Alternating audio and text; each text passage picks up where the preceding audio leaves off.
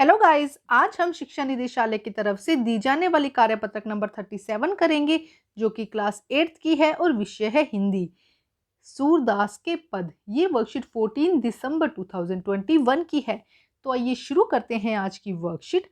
आपकी पाठ्य पुस्तक वसंत के पाठों के आधार पर इन कार्यपत्रकों के माध्यम से आपने पिछले पाठों पर चर्चा होती है। आइए इसी क्रम में आज सूरदास जी की रचित पदों पर आधारित सूरदास के पद पर चर्चा करते हैं। तो आज हम एक न्यू चैप्टर सूरदास के पदों को समझेंगे। देखो क्या कहा गया है। मैया कभी बढ़ेगी चोटी, कितनी बार मुही दूध पियत भई, यह अजहू है छोटी। तू जो कहती बल्कि बेनी ज्यों, हवे है लाबी मोटी। काढ़त गुहत नुहात, जैसे नागिनी सी भुई मुलोटी। कांचो दूध पियावत पचपच, देती न माखन रोटी। सूर चिरवियो दोही भैया, हरिहर धर की जोटी। तो देखो यहाँ पे कुछ शब्द हैं जिनका मीनिंग हम समझेंगे। अपरिचित शब्द जैसे कि अजहू मतलब कि आज भी, बैनी मतलब कि चोटी। अभी इसका पूरा अर्थ हम समझेंगे। एक बारी फर्स्ट हम वर्ड मीनिंग कर लेते हैं ना।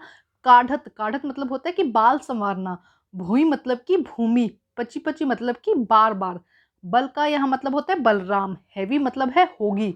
गुहत मतलब होता है कि गूंथना, और लोटी मतलब होता है लौटने लगी। तो अब देखो हम इसका पूरा मीनिंग समझते हैं कि सूरदास जी एक्चुअली में कहना क्या चाहते हैं। प्रस्तुत पद में सूरदास जी ने श्री कृष्ण के बाल काल का चित्रण किया है। जब श्री कृष्ण बाल अवस्था में थे, उसका यहाँ पर चित्रण किया गया है। बाल स्वभाव श्री कृष्ण दूध पीने से प्राय आनाकानी किया करते थे। तब एक दिन माता यशोदा ने प्रलोभन दिया कि कान्हा, तू रोज कच्चा दूध पिया कर, इससे तेरी चोटी बलदाऊ जैसी मोटी और लंबी हो जाएगी। तो देखो यहाँ पे क्या है, जब श्री कृष्ण बाल स्वरूप में थे, छोटे थे, उस समय वो दूध पीने से मना किया करते थे। तब एक दिन यशोदा माता ने प्रलोभन दिया, मतलब लालच देते हुए कहा कि कान्हा, तू रोज कच्चा दूध पिया कर, और इससे तेरी चोटी क्या हो जाएगी, बलदाऊ मतलब कि बलराम, उनके बड़े भाई थे बलराम जैसी मोटी और लंबी हो जाएगी।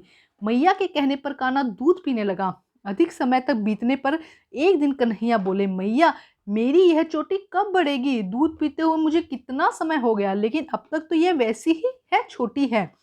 तू तो कहती थी दूध पीने से मेरी चोटी बलदाऊ जैसी लंबी और मोटी हो जाएगी।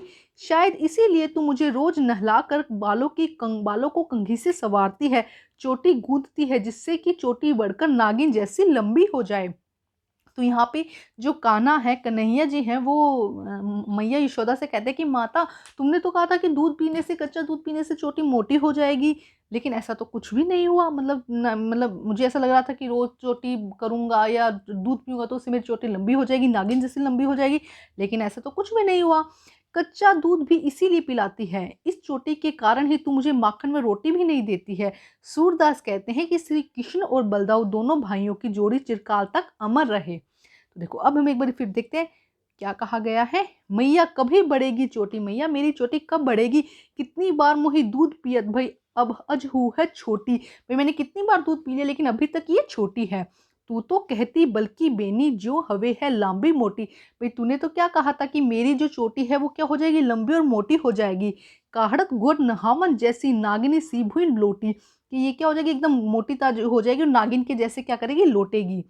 काचो दूध पियावत पची पची, देती न माखन रोटी। भाई मुझे बार बार में कच्चा दूध पिलाती है, लेकिन माखन और रोटी नहीं देती है। सूर चिरवियो दोहू भैया, हरिधर की जोटी। और यहाँ पे सूरदास जी कहते हैं कि भाई दोनों भाइयों की जोड़ी इसी तरह से बनी रहे। तो अब आपको अच्छे से समझ में आ गया होगा। अब हम देखते हैं इसके क्वेश्चन आंसर। देखो क्या कहा गया है।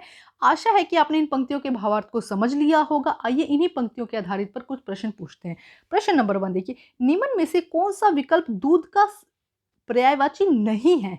देखो पय, दूध और गोरस ये सब क्या है, दूध के पर्यायवाची, लेकिन नीर किसका है, जल का पर्यायवाची। तो गै आंसर यहाँ पे करेक्ट हो जाएगा। अब देखते हैं क्वेश्चन नंबर 2। कृष्ण की माता उनको किस बहाने से दूध पिलाने की कोशिश करती है। सभी पहले क्वेश्चन देखते हैं, फिर उनके आंसर करेंगे। कृष्ण को दूध की तुलना से क्या अधिक पसंद है। प्रश्न नंबर 4, हरिहर धर नाम किसके लिए प्रयोग किया गया है। अब है गतिविधि, उपयुक्त पद पे आपको कौन सी बात सबसे ज्यादा अच्छी लगी और क्यों, अनुच्छेद के रूप में अपने विचार लिखिए। तो आइए करते हैं क्वेश्चन सेकंड से लेके लास्ट एक्टिविटी तक।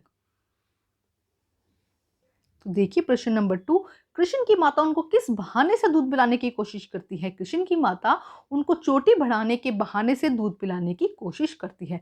प्रश्न नंबर 3, कृष्ण को दूध की तुलना में क्या अधिक पसंद है? कृष्ण को दूध की तुलना में माखन और रोटी अधिक पसंद है।